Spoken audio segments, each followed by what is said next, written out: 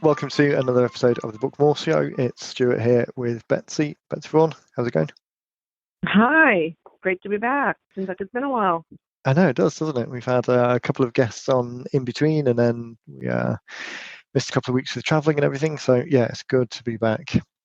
Although Yeah, I've got a little bit of a croaky throat, so we're going to try and do a high and tight one this time. Get the thing that we really wanted to talk about done, and then hopefully we'll make it all the way through without great. voice fading too much. What are we going to talk about today? So today, I think we're going to pick up on it falls into the Beyond the Book category, I guess. So since we last spoke, I've had quite a few conversations with people talking about how they're using the book or how they plan to use the book once they've got it. So a lot of time and attention put on creating it. Most people have 2 or 3 ideas of how they want to use it or how they intend to use it. But in the conversations, there's a couple of things that have come up every time, which are quick and easy wins. Those things that don't necessarily fall under the banner of a campaign. They're not kind of outbound targeted activities using the book, but it's just the background things that we do day in, day out every day that the book can be added into the mix of, and it can just be sat there ticking over, collecting some leads as people are passing these things. Anyway, so less focused on the individual outbound campaign stuff, more along the lines of something that everyone can do to just expose the book in more and more places, so there's more and more opportunity for people to see it. Sound good? I think it sounds great because it's something that I get asked all the time. And it's usually not at the beginning of the process. It's usually, Right. hey, I got my books and oh my gosh, what do I do now? So, yeah, so I think it'll be great. It's the old South Park type skit of step 1, write book, step 3, profits, and what's that bit in the middle? It's the step Right. 2 that we're looking at now. There you go.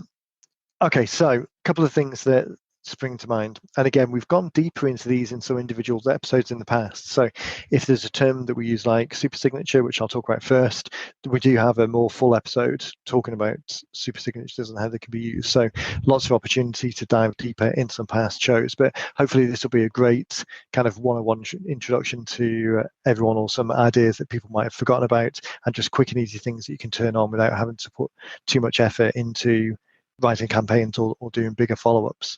So super signature, that is the opportunity in every email to put a consistent message at the bottom of it. So signatures, people are used to seeing names and phone numbers and contact details, all of that type of thing. The super signature, we want to include 2 or 3 or 4 steps that people can take to move the conversation forward. So there can be a bit of a balance on where you include this, whether you include it in your regular signature or whether you just include it in broadcast messages that you send out. Again, no right or wrong answer. I had recently realized that we don't have a super signature on, or we don't have a consistent super signature on our internal personal emails, the mails that we send from like Stuart 90 Minute Books or Betsy at 90 Minute Books. Betsy.Vaughan at 90 Minute Books. So realize that we don't have a consistent one. So we're going to address that internally. But we did have it on the broadcast messages. So the message that goes out with the podcast, on the other side of the business, the coaching side of the business that we've got, the real estate side of the business, we've got that consistent super signature that goes out on those broadcasts.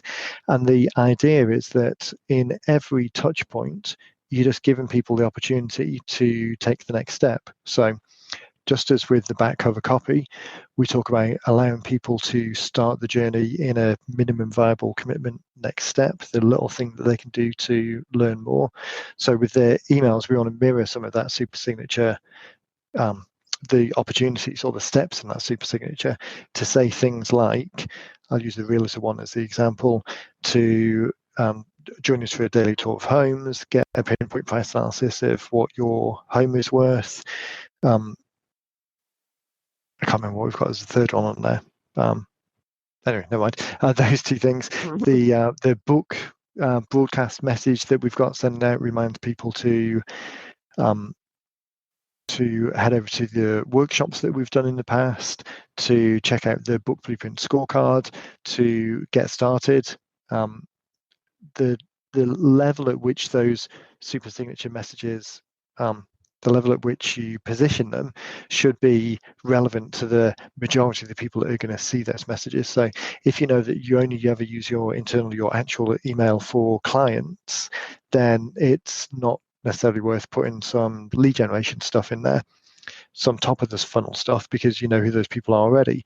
But you might want to put something in there like a scorecard, or if you've got new products that you're launching, or if you've got a higher level membership group or a higher level product than where people typically come in, then maybe it does make sense including those things. If you know that your broadcast messages, one particular broadcast message only goes to unconverted clients, so people that have gone so far down the track but not continued, then that would be one particular super signature. If you've got another broadcast message that always goes out to previous clients, past clients, then you might want to think about a separate super signature. So it's more the consistency of how the audience receive it rather than the consistency across each individual message, because you might be sending a broad set of messages, but that consistency for the person receiving it, if they can see that consistent message, then it makes sense. So how that ties back to the book, including the book in the super signature, is a great way of using that asset in a way that that doesn't take any additional effort. The super signature goes out, or the email signature goes out automatically. And if it's the case that the messages are going out to people who you don't necessarily know, or you've written a book about a product or service over here when actually you're sending the message to a different group of existing customers, then including the link to the book is a nice way of kind of leveraging that asset. The other way of using it in the super signature, and again, super signatures are something you should do regardless of a book or not. It's a great thing to do just across the business, even if the three things have got nothing to do with the book, but you're just giving people a consistent way of taking the next step. It's the check move type mentality of always putting someone into check, always presenting them with the next opportunity to take a step, rather than you're not too concerned about which step they take, or you've got no control rather over which step they take, but it's more the ability to put the thing in front of them. So sorry, that was a bit of a tangent. The bit I was leading to is we talked about using the book in there. Just here are 3 ways that I can help you today. Number 1, go grab a copy of the book. It talks about whatever your book's about. If your message is going to people who are already customers, then or if the funnel is they've already come through the book channel, then just presenting the book again isn't necessarily the greatest use of it. But what you might be able to do is reword that next step and turn it into more of a referral message. Here are 3 ways I can help you today. If you know of anyone who is suffering from similar symptoms or having a similar problem, then ask me for a copy of the book where we talk about this, and I'll get it to you. You can give it to them. So there's ways of kind of tweaking it and tailoring it specifically for your campaign, or the way that you want to use it rather. But it's just the case of remembering that it is an asset there that you can use, and just remembering to do it. Does that one make sense? It does, yes. I got a long way into that sentence and all that paragraph and realised that I don't have any water close by, so give me 2 seconds. Otherwise my voice will go out. You got it. So when we're looking at, I happened to look at I was looking at one of the emails that we sent out today from Dean, and on our super signature, we've got the PS about our mastermind in Orlando, which is next month, and then underneath it we've got our plus. When you're ready, we've got 4 other ways to hatch some evil schemes, and we talk about those. But there's 4 other ways. At what point, because I was looking at my signature thinking, oh gosh, when you said that, I really need to beef that up a little bit. I have a couple of little things on there, but at what point is it too much? I had an email recently come in, and I'm going to look for it when you start talking again, and see if I can find it so we can use it as an example.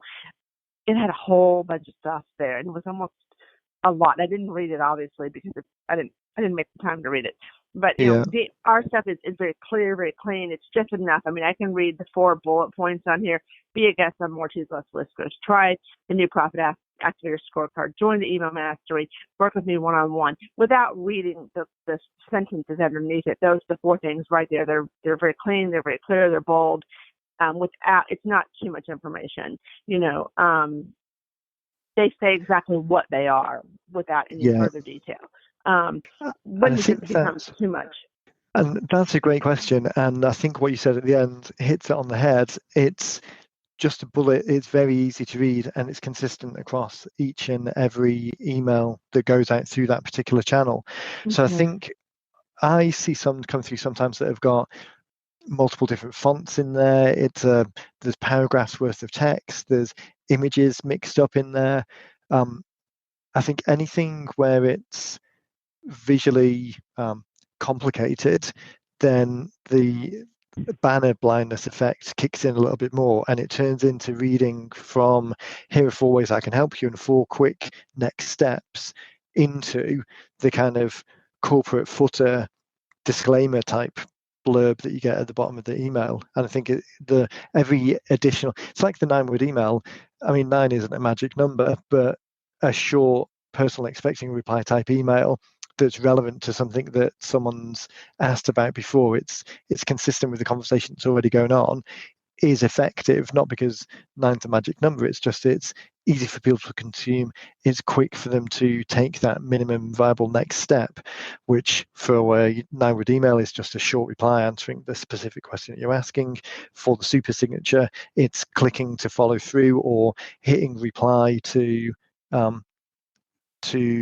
join me and I'll get you the details. So the last 2 that you mentioned on the email that went out this morning is if you want to work with me one-on-one, or we've got a Breakthrough Blueprint event in Orlando next month. For both of those, it's not click here and read through this long form sales letter and fill out this form and then I'll get you the details. For both of them, it's just hit reply and say I'm in, or hit reply and let me know, and then we'll take it from there. So that in the super signature itself is easy for people to consume and decide whether it is right for them at this time, because it's literally a bolded couple of words that say what the thing is. So email mastery, work for me one-on-one, breakthrough blueprint, profit activator scorecard. It's easy to just visually see what they are, and the next step, it's easy to execute on the next step. Just hit reply and let me know that you're in. Hit reply and I'll get you all the details. There's not a big extra thing. So I think that's really the difference. 4, I definitely wouldn't go any more than 4. They've got 4 on that one, but I think we've typically got 3 on all of the others. When we look at the back cover copy for the books, the next step there, we typically talk in terms of 3 steps. One of them a very easy, low commitment one. The middle one, the kind of that middle tier of, okay, someone now really needs to raise their hand and it's showing some sort of effort or engagement on their part. And then the third one is, okay, no, I'm really serious. I want to get started now. Let's work together ASAP. I definitely wouldn't say more than 4. And really just keep it simple. It goes back to the test. I might have talked about this before. I don't remember. So it goes back to the test that Dean talks about a lot, the kind of coffee shop test of any copy that you're writing. If you're sending out, we see it a lot with like the 9-word email type model, or that initial short response to the follow-up when someone opts in for something. So it's very easy to try and convince versus compel. So convincing someone that they should take this next step by beating them into submission by including every possible word and phrase and caveating and disclaiming something in the paragraph, versus if you just bumped into someone in the coffee shop and you knew a little bit about them and you knew that they were broadly interested in the subject, then asking them, oh, hey, I'm starting a new email mastery group next month. Do you want to join us? Makes perfect sense. And if they say yes, then go into more details, versus, hi, Bob, I see that you previously expressed an interest in email mastery. Do you know that you could leverage your existing email list by 100%? And there's 3 tricks that you can learn that will leverage your email expertise to the next level and increase your returns exponentially. That doesn't quite pass the same test as it being conversational, but the outcome, your ideal outcome is the same. Your ideal outcome in both of those scenarios is you just want them to say, yes, I'm in, and then you can take the conversation to the next level. So super signature, the same deal. Back cover copy, same deal. You want it to be conversational and easy for them to take that MVC, that minimum viable commitment next step to just move the conversation forward one point. Yeah. I think. Did you find the example when we were talking? No, I'm still looking because I need to start like saving this kind of things in a folder when I see them, so I have examples like this, I started doing the same. Right, because it's at the time it looks great, but then it's surprisingly how difficult it is to find afterwards. I'd started doing the same on typos and things like that in print media and New York Times or Washington Post or like the big media publications. Because occasionally, typos and printing issues crop up every time you look at a book, you can see a different one. So it was using that example of, hey, everyone does this. The benefit of the process that we've got is it's quick and easy to fix when they come through. You can get the first version out there in a short period of time, and it's not that something is then going into 6 months worth of editing and then still there's going to be one or two mistakes that come up because they're unavoidable. So I was trying to do the same, keep a running list of examples so they were closer to mind. Yeah, I'll be better about that, because I know there's several, and you look at it and you go, whoa, when you throw in, because some people, like a lot of the financial guys we deal with, they have their disclaimers, or the insurance guys, right, and then they have their super signature, and it's like, okay, that's a whole lot of information there for someone, and I wonder what gets lost, and if it all becomes, it's not valuable at all, And I think the way that it's laid out makes a big difference as well. Exactly. We're pretty hot. And that's when I look at what we have. Like I said, with how ours is set up. It's just boom, boom, boom. You can read it. It's clean. It's there. It's not in something is somebody that I have, and I hope I do find it, is just in paragraph format, and it's not. You have to actually read it. You just can't skim it. And I think that's one of the problems when like so many of us, we have hundreds of emails a day, and we don't have time to read the whole email, let alone the super signature. Yeah. So it needs to be the bullet point, the clean, the clear, that that we don't have to read the entire paragraph. It just needs to be a simple step there. Yeah.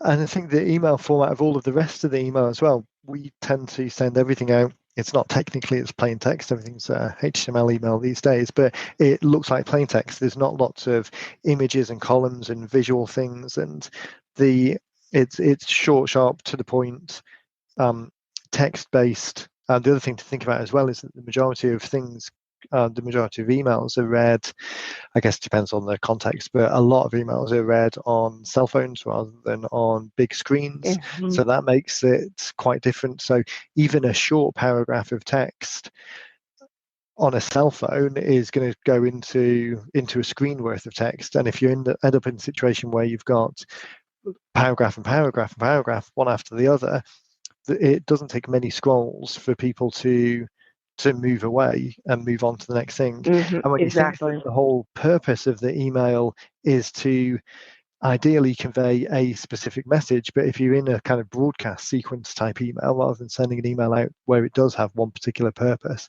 but any kind of broadcast, regular update, newsletter, like tip of the week type email that goes out, the purpose of sending all of those is engagement and is to remind people of the things in the super signature so they can take that next step. So really you want to get to that point as distraction free as possible. Okay, that one we ran a bit deeper than that I was anticipating.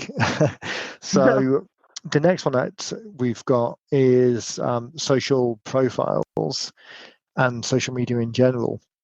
So once a book's created, it's an asset there that you can use in various different scenarios. So as the conversation in whichever area, as the conversation moves towards something where the book can help or it's relevant to mention the book, then mentioning the book and highlighting it and pointing people back to that as an answer is a great thing to do. But in addition to that, you've also got things like bios in Twitter, LinkedIn bios, and all of the additional fields within LinkedIn that make up the profile. And really, I mean, there's a massive different fields in there that you can add stuff to.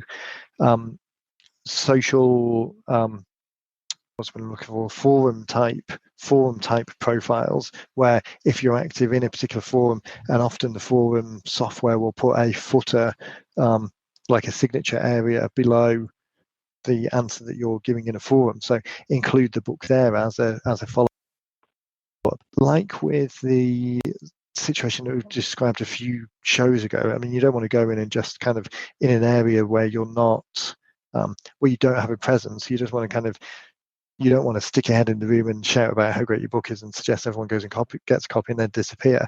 But if these are areas where you're contributing and the book is a relevant thing that you've written that talks about similar things, so financial services, if you're active in a forum that gives financial answers in like a Quora type forum, or I'm trying to think of the name of the other it's not Motley Fool, but those types of forums where there is conversation going back and forwards, and your book is the answer to, or contains the answers to some of these things. If you can, in that environment, give the beginnings of an answer and say, oh, by the way, there's more information on this, or I go in deeper in this in the book that I just wrote. The book that I just wrote, you can get a copy of it over here, and then point people off to it. All of those areas where it makes sense to use the book as the answer, use the book where people can find more, still give some value there and then, but offer people the opportunity to get more, then that's a great opportunity to use it as well. And in addition to specifically making some answers about things, or specifically referencing the book, the profiles, the bios, all the areas where you've got an opportunity to add more info about yourself, then adding the book in there as a way that people can find more information is another one of these great kind of passive ways where it will sit there, and it's an opportunity to get that in front of people kind of in the background, where the main activity, the activity on answering the questions, or the activity on writing more content is kind of that's where all the effort goes, and then the other things are just there in the background to augment it. Yeah. Okay, there you go. Bear with me a second. Excuse me.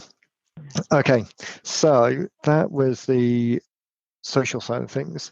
The blog post side of things, and the guest post, and the featured articles, and all of the other places where you can write, where you are writing or do have opportunity to contribute into things, those areas are ones where it makes sense to use the book.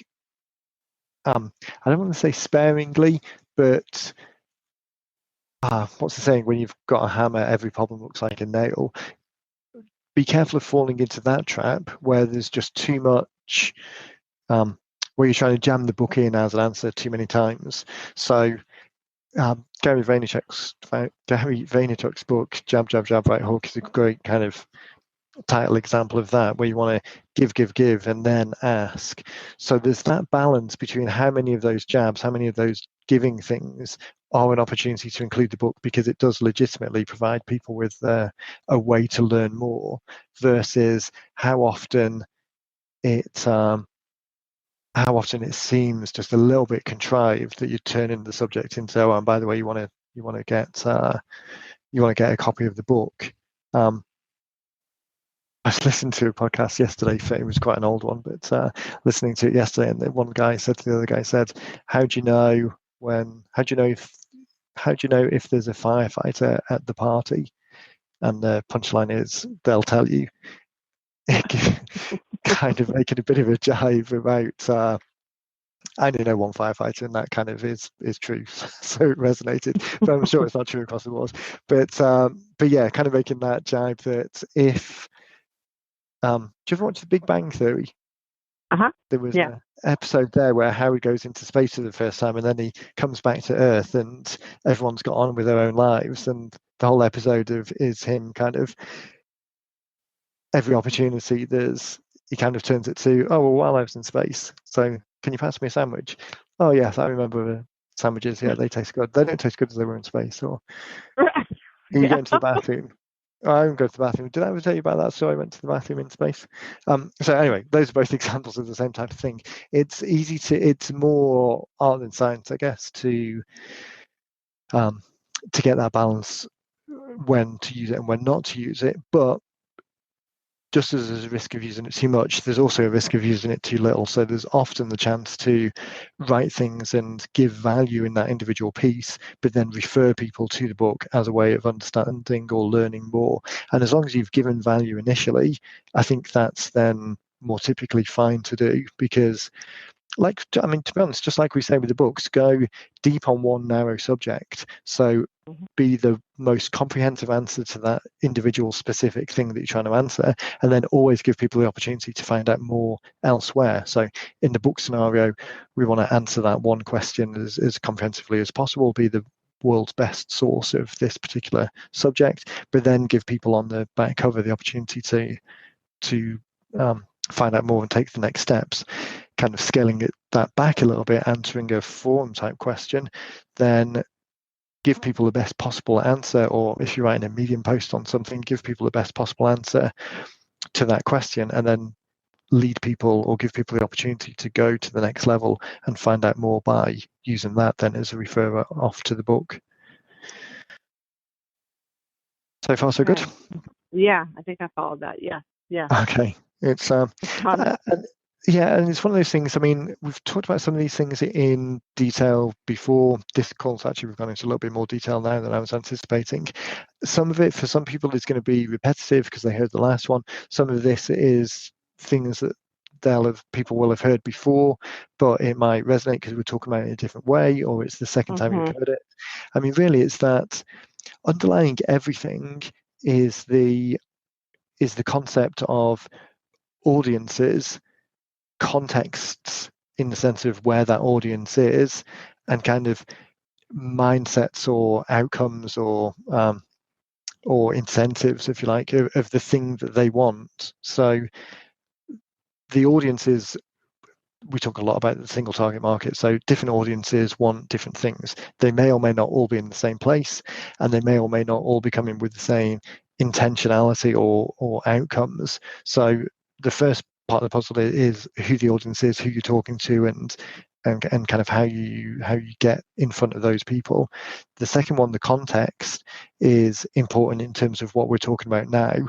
So the context is, where are those people and what are they doing at that moment, and how far along the journey are they? What context did they bring into the conversation? We know we want to move them to the next step. We want to start working with them. We want to provide them with more service. But knowing who they are, what's the context that they're bringing to this point that has brought you both together? Whether that's in person or reading an email or in a forum or reading a social media post, knowing or understanding or assuming, taking a stab at what that context is, will help you then to kind of finish off that intentionality piece of, okay, well, we know what the outcome is. We know we've made an assumption about what they want to do. They want to fix this problem that we're talking about in this context. We know what we want to do. We want to get them to take this next step. So how do we join all of those things together?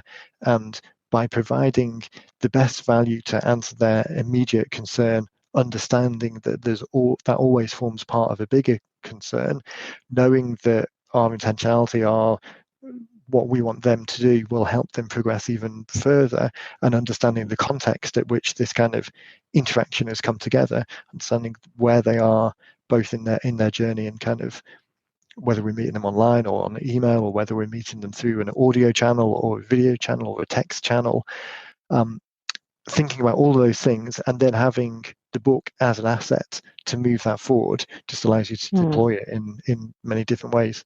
And it all ties together with a lot of the other beyond the book stuff we've talked about in terms of expanding the content, the things that you've got in the book, taking one individual talking point and expanding that into different mediums. So charts and data and blog posts and audio and podcasts and infographics and cartoons and printing a logo on a t-shirt. I mean, all of these skywriting, all of these crazy things that all of these ways of kind of starting that conversation and using it as a lead in.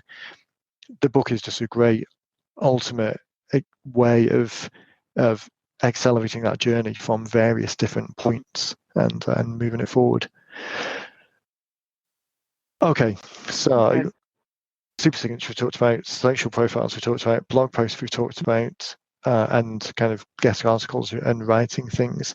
I mean, that one falls into the same category as going on different podcasts and getting the opportunity to talk about things. Those last couple of categories, the whole kind of writing a bigger thing or presenting a bigger thing, speaking from stage, doing presentations, all of those things fall into the same category. It's the opportunity to expand on a subject and then say, and the book is an additional thing that you can do here. The first couple, we were talking about those kind of passive things that are in the background, so super signatures and profiles. The other one that falls into that early group is things like business cards or promotional material. So business cards particularly often are just stuck with name and contact details. The back of cards then are very often just a big logo or blank completely. So you've got the opportunity in that space to use like a super signature type effect and have, here are 2 ways I can help you today. Step 1 is head over to the website and look at all of this additional content that we've got. And step 2 is grab a copy of the book where we go deep in talking about whatever your subject is. It's another physical way of getting something into people's hands that rather than is just a passive kind of contact thing, it kind of drives the conversation a little bit. It gives people a specific next step. So rather than getting a piece of paper that's just got contact details where there's no next step, it gives them the opportunity, if they're ready at that time, or if they're ready when they stumble across it at some point in the future, gives them the opportunity to act on that and take that next step rather than them not having that opportunity because that blank space doesn't kind of include any direction for them. It's just contact details. Yeah. The last one on the list is a bit of a random one, and yeah, a little bit random. So this is well, the example was YouTube. So YouTube videos, you very often or increasingly often I see ads on YouTube videos, and those ads will be either for the company themselves if they're doing the advertising themselves, either as an ad unit that YouTube presents, or they're just advertising their own stuff in the video. Although I guess product placement and that type of thing, promoted content kind of in that scenario, they'd be promoting other people's stuff. But you also see at the end of videos, then as people close and shut down the video, then there's people will often say like and subscribe and hit the bell to get notified and all of these other things. But adding the book into that is also a great way of, I don't think I've seen anyone else doing it. The thing that resonated or the thing that kind of sparked it was a couple of days ago, we were talking about the videos and other people's content being promoted on it, and then that made me think about obviously promoting your own content a little bit more actively in YouTube.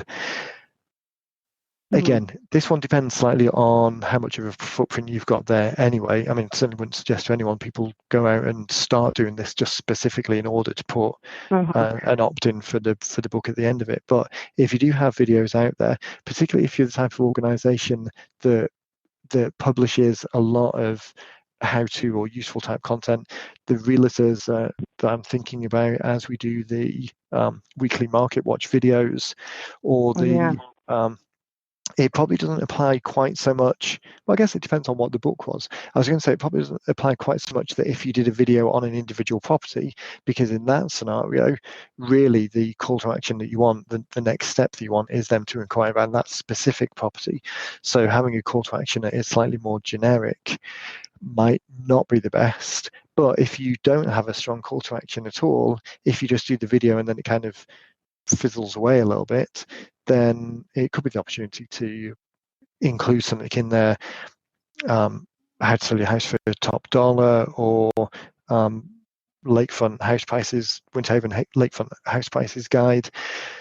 something on an individual video might still make sense, but certainly for anyone that's doing kind of more informational type videos or market watch type videos, all of those ones that are providing information, including a book as the opt-in at the end of the video, whether that's a banner or whether you're actually there holding it up, is another great way of getting it in front of people in a context that we don't necessarily always talk about. Yeah, we don't really. Yeah, it really came.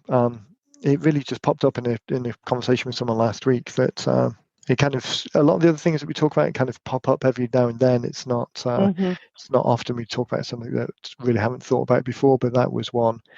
And thinking about guys like it was a realtor example that we were talking about, and the market watch videos. But when you look at what like Jim Hacking does on the immigration attorney side, I think they've got, I want to say 700 something videos up on their channel where they very frequently are putting up new stuff, just talking about one particular immigration issue and another. So including, it just seemed like a great opportunity to include that, because particularly as the view count goes up on some videos, having it embedded in there. YouTube puts so much effort these days on advertising other people's stuff. So if you've got videos up, 9 out of 10 of them have got an ad for someone else's stuff in there somewhere, either a banner set over the video or a pre, mid, or post roll, that using it as the opportunity to advertise your own stuff just makes sense. Oh, very good. That's okay. a great idea. So that was a few that I had on the list. I think it was great to get through those. As I say, some of these we've gone into more details on other videos. So super signatures, some of the beyond the book stuff for the book blueprint scorecard that we were going through. So head over to 90minutebooks.com/podcast and have a scroll through the titles and the descriptions, and we go into more depth on some of these things. As I say, we have talked about some of these things before, so it may be repetitive as you listen to this, but hopefully the different examples and the different way that we've been talking about them today, and how you're listening to it, coming to it from a slightly different perspective this time versus last time. Hopefully there'll be something here that resonates and you can just turn on one of those things pretty quickly at no additional cost and have it as an opportunity to get out there. I think if anyone, the takeaway from this, if you don't have a super signature, that's really the one I would focus on first, and then look at the others afterwards. Super signatures are really, it's kind of like an email secret weapon. Yeah, it is. It's free and it's easy. Yeah. And, Yeah, and it's there anyway. Exactly. And you're doing it anyway. Yeah. Yeah. That's it. Great Perfect. advice. Okay, guys. Well, we will cut it loose there. I think next week we have another interview, so that's going to be great. Really excited to get this one shared with you guys. And then Betsy will be back the week after that. Yeah, very good. Okay. Anyone has any questions, then as always, reach out to us just at support at 90 Minute Books or podcast at 90 Minute Books, and that will come through to us. We'll be able to take a look. Show notes and transcripts are at episode 72. So head over to 90minutebooks.com/podcast, and then it's episode 72.